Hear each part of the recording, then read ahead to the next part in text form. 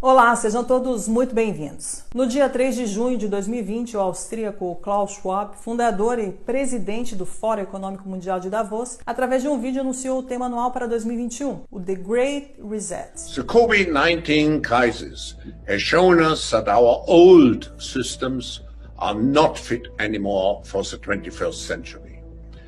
It has laid bare the fundamental lack of social cohesion, fairness, inclusion and equality. In short, we need a great reset.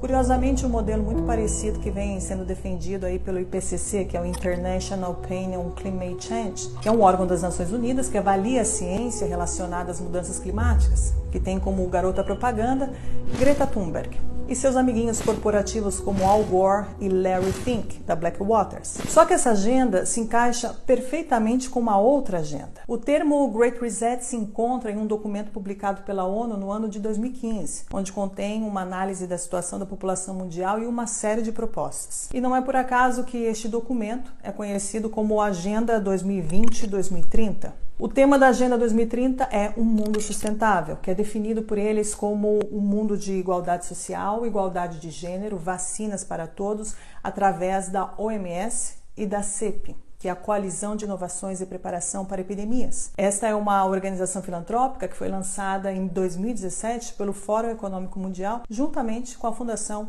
Bill e Melinda Gates. Eles apelam para o crescimento econômico sustentável, agricultura sustentável, energia sustentável, cidades sustentáveis, industrializações sustentáveis.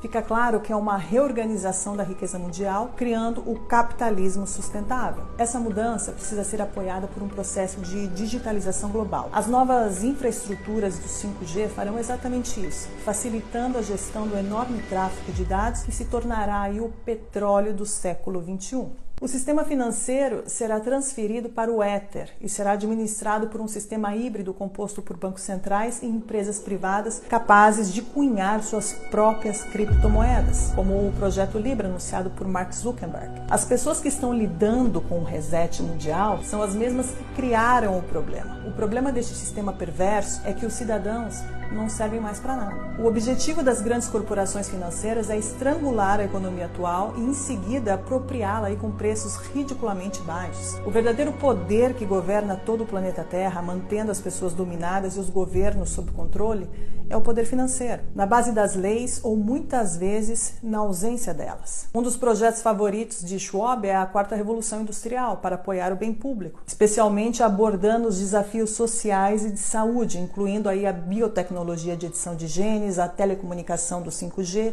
e inteligência artificial. David Icke, conhecido por ser o pai do complotismo, já dizia que a Big Pharma e a indústria farmacêutica de biotecnologia não deixam de ser um mal legalizado. É evidente que desse cenário emerge aí uma massa de perdedores, que aumentará de forma incalculável após o desmantelamento do sistema industrial e a digitalização dos serviços. A grande reconfiguração proposta em Davos não parece ser uma resposta ao alcance de todos, mas aparece como uma solução imposta desta elite, destinada simplesmente a proteger os seus próprios interesses. É curioso notar que a chamada pandemia, com suas políticas de lockdown e de medo, facilita e favorece esse grande reset, nos impondo aí uma mudança drástica, desde a remoção do trabalho, permitindo o avanço digital e bloqueando aí o deslocamento das pessoas. A dívida pública mundial aumentará para níveis nunca vistos. Esta é a consequência das políticas econômicas adotadas para fazer frente aos efeitos de restrições devido à disseminação do Covid-19. Os bancos centrais estão injetando grandes quantidades de dinheiro no sistema. Essa ação extraordinária dos bancos centrais está revelando outro grande pressuposto, ou seja, a disponibilidade de dinheiro em circulação não depende de conjunções astrais devido ao acaso, mas depende exclusivamente das escolhas dos políticos. O dinheiro pode ser criado do nada e em quantidades ilimitadas, como estamos vendo. E se no futuro algum político disser que não tem dinheiro, devemos lembrar dos trilhões de euros e dólares criados em um clique durante essa pandemia, acabando também aí com o mito da inflação. Esta agenda globalista traz consigo inúmeras mudanças e o Covid-19 só serviu e está servindo de instrumento para acelerá-la. Mais fechamentos virão, haverá uma onda de falimentos sem precedentes, o congelamento da produção e o desemprego em massa levarão à fome. Motins e revoltas vão estourar pelo mundo todo de acordo com os planos da elite. Os lockdowns levarão inevitavelmente a economia mundial ao colapso e darão origem ao que será a crise econômica mais grave da história da humanidade.